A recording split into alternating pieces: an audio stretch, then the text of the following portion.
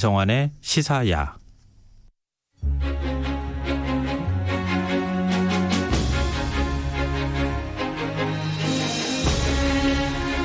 지금으로부터 40년 전인 1979년 충청도 중원, 지금의 충주에서 심상치 않은 비석이 발견됐습니다. 제2의 광개토 대왕비라고 하는데요. 지금까지 40년 동안 이 비문의 건립 연대를 두고 논란이 벌어졌다고 합니다. 그런데 며칠 전 이 충주 고구려 비석에서 건립 연대를 추정할 수 있는 명문을 읽었다는 연구자의 논문이 발표됐는데요. 이 최첨단 기법을 활용해서 읽었다는 명문이 어떤 글자인지 오늘 흔적의 역사에서 살펴보도록 하겠습니다. 경향신문 이규환 선임 기자 나오셨습니다. 안녕하세요. 안녕하세요. 네. 네. 충청북도에서 고구려 비석이 발견됐다고 하는데 네. 누가 어떻게 이걸 발견한 겁니까? 발견 때부터 화제를 뿌린 네. 비석이죠. 왜냐하면 이 비석을 발견한 사람들이 충주에서 답사 모임을 했던 지역 동호회원들이었거든요. 지역 동호회원들이 네. 이 심상치 않은 비석을 알아봤다고요? 그렇습니다. 예. 이거 아마추어가 전문가보다 더 뛰어난 그렇습니다. 일을 한 셈인데요? 우리가 왜 이래 아마추어 같이 뭐 이렇게 하는 그런 말이 있잖아요. 그래서 네. 그야말로 비전문가를 얘기하는 건데 이 예성 동호회라는 이름이거든요. 그런데 네. 지역 답사 모임이 사실 전문가 이상의 동호인 모임이다라는 거고, 답사를 몇 번 하다가 이 햇골산 절벽에 그려진 바위 얼굴 그림을 발견을 했는데 이분들이 네. 마애불상군이라고 하는 건데요. 그것이 봉황리 마애불상군인데 보물로 지정이 됐어요, 나중에. 그리고 고려 광종이 954년에 어머니 신명 숭성왕후를 기리기 위해 창건한 그런 숭선사라는 절이 있거든요. 네. 거기 위치를 알려준 기와가, 명문기와가 숭선이라고 쓴 명문기와를 이분들이 또 발견을 해가지고 또 위치를 찾아냈기 때문에, 그리고 또 국보가 된 이 충주 고구려비를 발견했으니까 국보 하나 보물 하나 뭐 이런 식으로 발견한 좀 대단한 분들이죠. 이게 그냥 지역 답사 모임 정도 그렇죠. 수준이 아닌데요. 비유를 하자면 네. 동네 조기 축구단이 국가대표 축구팀을 이긴 것 같은 뭐 그런 느낌도 받는데요. 그렇습니다. 지금도 이제 기와 검사로 되게 유명한 분이에요. 아마 아실 네. 분들도 계실 것 같은데, 유창종 검사 분하고 그다음에 충청대 장준식 교수 이런 분들이 중심이 돼서 만들어진 단체인데요. 이 1979년 2월 24일 날 이분들이, 그러니까 사진이나 좀 찍자 동호원들끼리 그랬다 네. 그럽니다. 그 유창종 검사가 의정부 지청으로 발령을 받았는데, 원래 이런 그 답사 모임을 하고 되게 열심히 인 분들은 이 유물 유적에 사진 찍느라고 경쟁적으로 막 찍고 그러지, 무슨 자기들끼리 무슨 이렇게 기념사진 찍고 그러질 않거든요. 네네. 저들이 경험을 해보면. 굉장히 열심히 하기 때문에 여태까지 이제 이 몇 차례 답사를 다녔는데도 불구하고 그 기념사진 하나 없었다.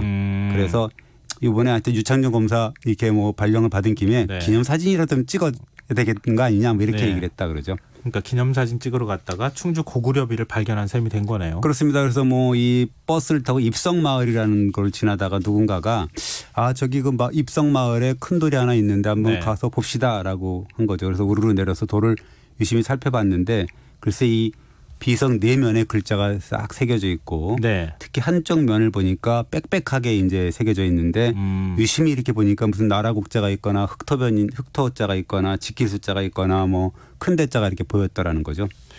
나라국, 지킬수, 네. 흑토, 큰데 네. 뭔가 이렇게 뭐가 있을 것 같은데 그냥 지나치기에는 뭔가 의미가 담겨 있을 것 같은 느낌이 드는데요. 혹시 그 진흥왕 순수비 같은 느낌도 필이 쫙 오잖아요. 네, 그죠? 뭔가 같은 그런 네, 느낌. 나라를 지키는 뭔가가 있었던 그렇죠. 것 같은데. 네. 그래서 원래 충북 지역이 삼국시대의 요충 지역, 뭐 백제, 뭐 고구려, 신라 이런 식으로 차지하고 막 그랬기 때문에 굉장히 중요한 지역이어서 혹시 그 진흥왕 순수비와 같은 비석이 어딘가 있지 않을까 이렇게 생각을 했거든요. 그리고 그보다 1년 전에 1978년에 단양에서 신라가 만든 비석인데 신라 적성비라는 게 우연히 발견이 네. 됐어요. 그래서 그러다가 1년 뒤에 이런 그 충주에서 명문 비석을 찾아내니까 우리가 이게 또 진흥왕 순수비 발견한 거야 뭐 이런 식으로 이제 환호성을 지르고 그랬다 그럽니다. 근데 그게 남한강을 따라 내려가면서 그렇죠. 바보온달성 고구려 시대 때 만든 것도 있지 않나요? 네, 그렇습니다. 온달성이라고 전해지는 것들이 있죠. 예, 네. 그래서 지금 뭐 복원해서 관광객들도 뭐 가고 그렇죠. 그러고 네. 그리고 고구려 성도 제가 한번 가본 적이 있어요. 네. 고구려 시대 때 만든. 그러니까 고구려 시대에 남한강을 중심으로 해서 좀 충주까지 내려가는 그렇죠. 네. 그것이 굉장한 요충지였다. 그렇죠. 그럴 수가 있죠. 요충지였죠, 당연히. 예.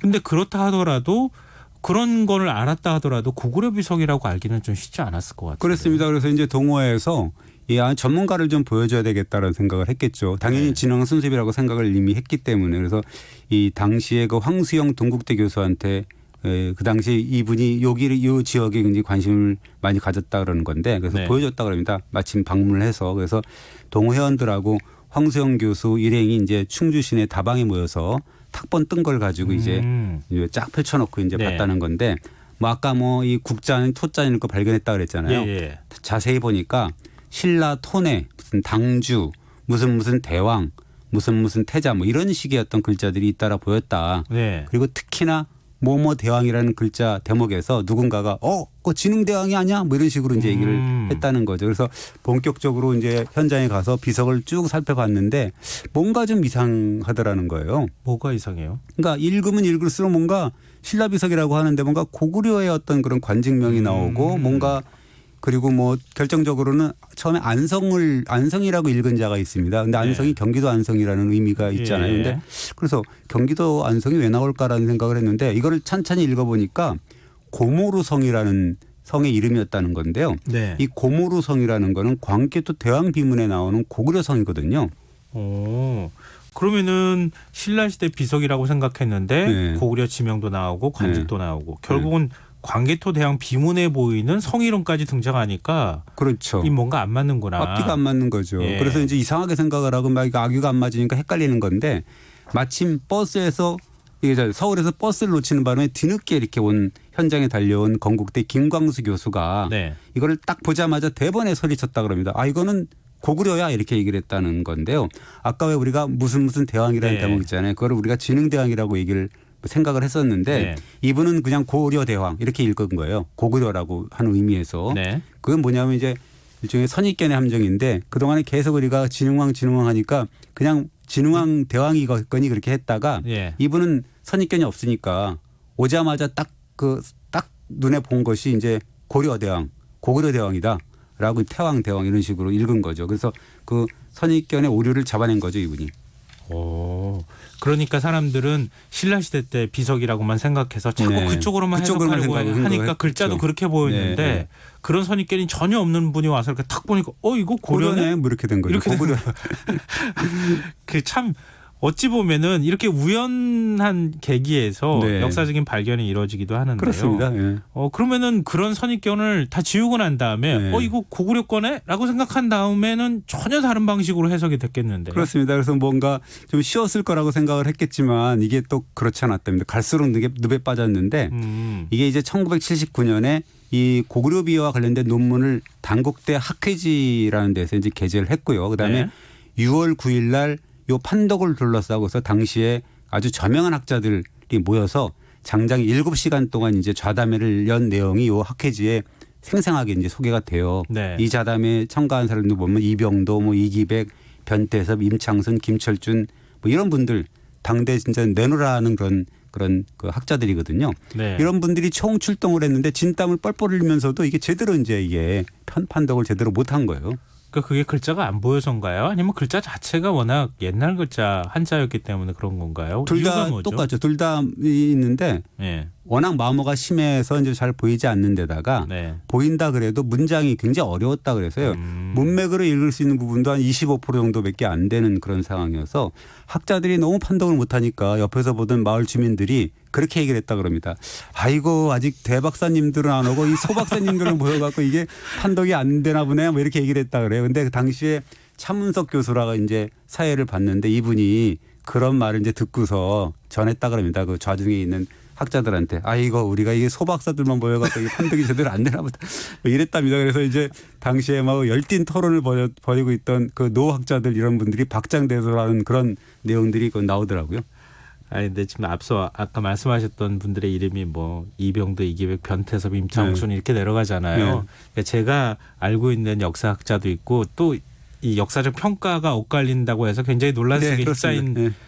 어찌 됐든 우리나라 역사학계 아주 큰 영향력이 흐름을 있던 분들이죠. 예, 그래서 가졌던 이 학자들인데 졸제 소박사 소리 그런 네, 거. 주민들한테 박사도 아니네 뭐 이런 얘기 들은 거 아니에요? 오죽하면 이제 당시에 우리가 얘기했던 지금 이제 말씀을 했던 그 엇갈리는 부분 중에 네. 대표적인 분이 원로학자인 두개 이병도 박사를 예, 얘기할 예. 수가 있는 건데 당시 이분이 83살이었다는 거죠. 그래서 영향력은 뭐 엄청나시잖아요. 네, 이분. 맞아요. 그래서 이분이 이렇게 얘기를 했다 그럽니다.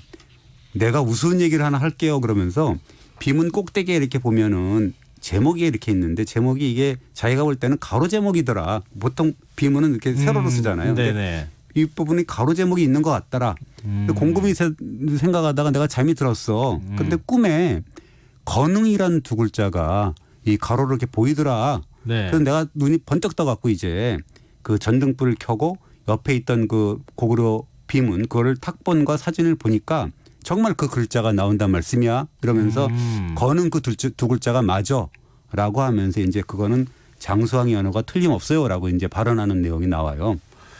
이렇게 뭐 대학자가 네.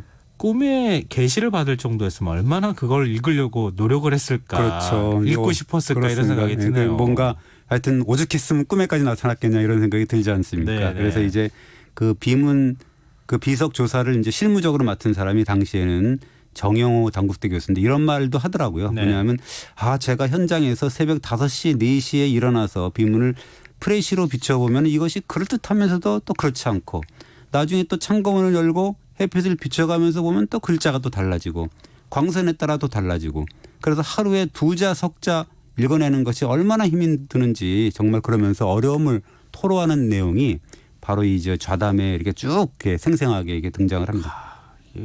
얼마나 해독이 어려운 비석이길래 이랬나 싶은데요.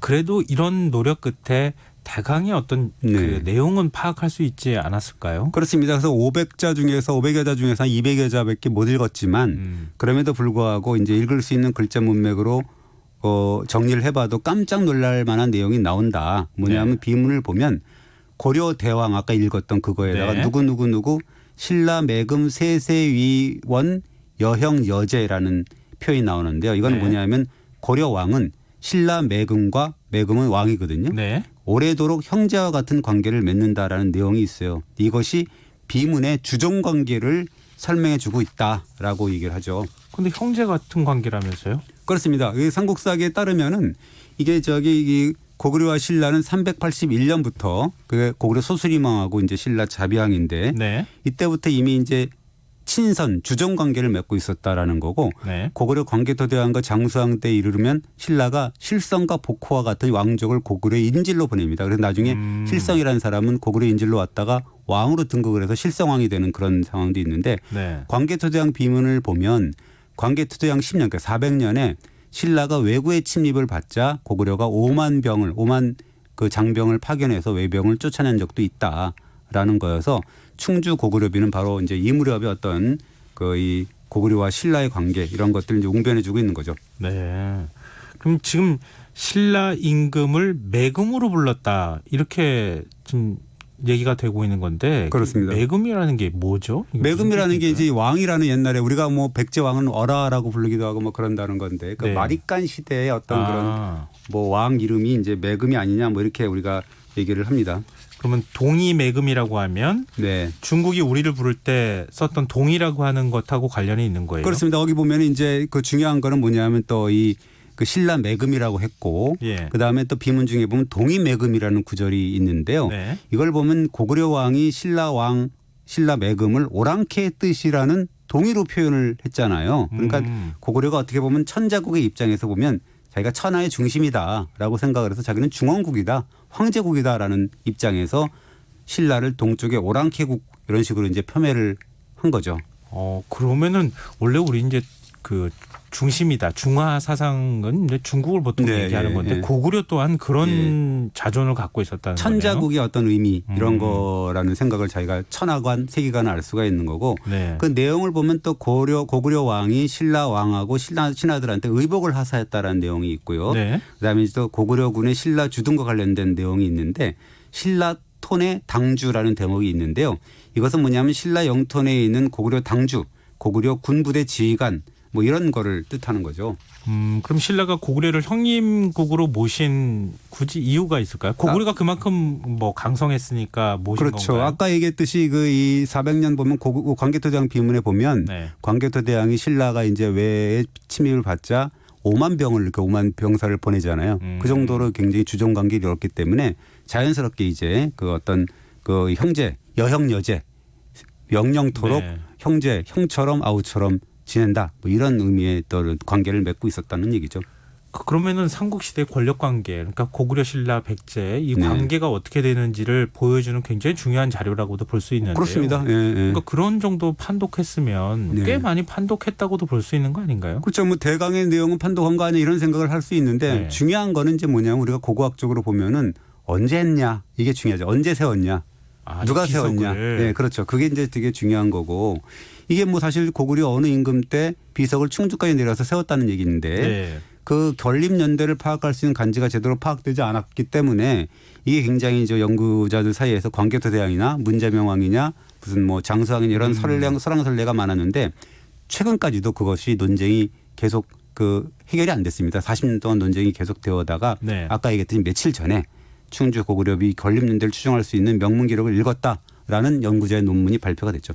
그러니까 그게 뭐 첨단 기술을 이용했다 이런 예. 걸 저도 뭐 기사에서 본 기억이 있는데요. 예, 그거 어떻게 해독을 한 겁니까? 그 이제 동북아 역사재단의 그 고광희 전문위원하고 이제 주도를 해가지고 네. 고대 사학회 연구자들 몇 분에서 이제 몇 명이 모여서 이제 한 2번 정도 해서 뭐 읽었는데 네. 그건 뭐냐면 이 3D 스캔이라고 하잖아요 우리가. 아, 요즘 그거 이제 하고, 많이 얘기가 그렇게 되고 하고 있는. RTI 촬영 뭐 이런 걸로 활용을 해서 이제 비문을 판독을 했죠. 그러면은 그 우리가 보지 못할 정도의 아주 미세한 글자 윤곽까지도 살펴봤다고 그렇습니다. 하는 얘기가 그것이 되는 건데요. 어떤 거냐면 되게 쉽게 얘기하면 이 비문하고 탁본을 360도 돌아가면서 계속 그 빛을 쫙가면서 찍어요. 여러 반복해서요. 계속 찍습니다. 이렇게 아. 각도를 돌아가면서. 그러면 가장 잘 보이는 순간이 있습니다. 그걸 읽어내는 기법인데 그 기법으로 이제 그 연구자들이 2번 정도 판독회를 하고 교전에 못 읽은 5자를 새롭게 확정을 했어요. 연구자들 모여서 이거는 맞네라고 한 게 5자고 그다음에 네. 새롭게 23자를 제시를 했는데 이거는 이런 글자일 수가 있어라고 제시를 한 게 23자 이런 식으로 읽어냈습니다. 아, 그래도 못 읽었던 글자를 읽기 시작했다는 네. 것만으로도 다행인데 네. 어떤 내용을 좀 읽어냈습니까? 그 여러 가지 5자이기 때문에 그거는 되게 그 이 단편적인 글자여서 앞으로 이제 그것에 대해서 좀 더 연구를 해봐야 될 것 같고 그리고 이게 사실 이 공동으로 이렇게 확정짓기는 굉장히 어렵지 않습니까? 그래서 굉장히 조심도 해야 되고 그런 건데 네. 이 고광희라는 전문위원이 이제 이분이 주 연구자거든요. 네. 이분이 네. 이제 계속 그 판독 자료를 보고 스캐닝 자료를 보고 몇 개월 동안 계속 연구를 했는데 그러면서 이제 획기적인 판독 자료를 발표를 했는데 뭐냐면 아까 얘기했듯이 이병도 선생이 꿈속에서 계시를 받았다 읽었다는 대목 이 가로로 이렇게 가로로 제목이 읽었던 있잖아요. 거예요. 예. 그걸 건흥 4년이라고 이병대 선생은 꿈속 계시라 그러면서 얘기했는데 네. 고광희 전문위원은 스캔 자료, RTI 자료를 검토해 본 결과 이거는 건흥 4년이 아니라 영락 7년 세제 정유라고 읽어낸 거죠.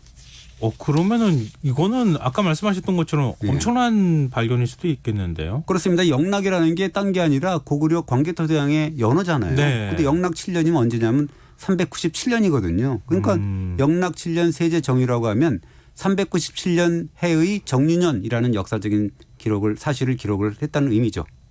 그렇다면 충주 고구려비는 제2의 광개토왕비다. 그렇죠. 그러니까 그럴 수가 있다라는 거죠. 그러니까 우리가 잘 아는 광개토대왕비는 지금 중국에 있고 이 충주 고구려비는 그러면 광개토대왕 7년 397년이나 그 직후에 건립되었을 가능성이 짙다. 그렇다면 충주 고구려비는 한반도에서 발견된 제2의 광개토대왕비다라고 우리가 추정을 할 수가 있다라는 거죠. 그러면은 제2의 광개토대왕비로 확정이 되거나 이럴 네. 때는 어떤 의미가 있을까요? 우리가 지금 고구려 비문이라는 것이 딱 3개 남아 있는데 네. 유일하게 한반도에 남아 있는 거는 딱 이 충주 고구려비가 있거든요. 그러니까 네. 그 고구려 신라와의 관계 이런 것들 다 이제 우리가 알 수가 있는 거고 그래서 굉장히 중요한 그 비석이고 이게 이제 그 논문이 이제 발표가 처음 됐기 때문에 네. 학계 검증도 필요하고 그렇죠. 뭐 그렇기 때문에 이제 굉장히 그렇고 그다음에 우리가 이런 발표자들 말을 들으면 끙끙대다가 정말 고생하고 막 그러면서 읽어내고 막 그러면서 환호성을 지르고 막 그러거든요. 네네. 어떻게 보면 그것이 뭐 고고학 역사학이라는 게 천년법과의 대화 만남 이렇게 볼 수가 있는데 그런 고고학자들의 어떤 분투 같은 걸 보면 굉장히 또 이게 또 새롭더라고요. 그래서 그렇죠. 또 500자 중에서 한 200자밖에 못 읽었기 때문에 이 공개가 돼 있거든요. 네. 여러분들도 한번 이렇게 쭉 보시면서 한번 읽어보는 그런 뭐 매지가이처럼 한번 읽어보는 그런 기회를 가졌으면 좋겠습니다. 네. 그리고 좀 더 기술도 발전해가지고 완전히 비문을 다 해독했으면 그렇죠. 좀 그렇습니다. 좋겠습니다. 네, 알겠습니다. 흔적의 역사 지금까지 경향신문 이기원 선임 기자와 함께했습니다. 고맙습니다. 네, 감사합니다. 네, 오늘 모바일 상품권 당첨자는 홈페이지 공지사항에서 확인하실 수 있습니다. 김성환의 시사야 이제 마칠 시간이 됐습니다. 전 내일 밤 다시 찾아뵙겠습니다. 고맙습니다.